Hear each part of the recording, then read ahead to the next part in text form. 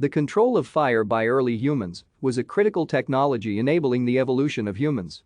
Fire provided a source of warmth and lighting, protection from predators, a way to create more advanced hunting tools, and a method for cooking food. These cultural advances allowed human geographic dispersal, cultural innovations, and changes to diet and behavior. Additionally, creating fire allowed human activity to continue into the dark and colder hours of the evening. Claims for the earliest definitive evidence of control of fire by a member of Homo range from 1.7 to 2.0 million years ago.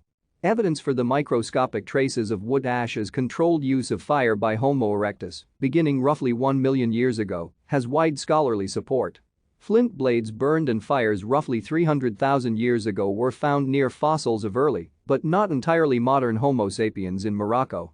Fire was used regularly and systematically by early modern humans to heat-treat silkrete stone to increase its flakability for the purpose of toolmaking approximately 164,000 years ago at the South African site of Pinnacle Point. Thank you for watching. Like and subscribe if you would like to view more of our videos. Have a nice day.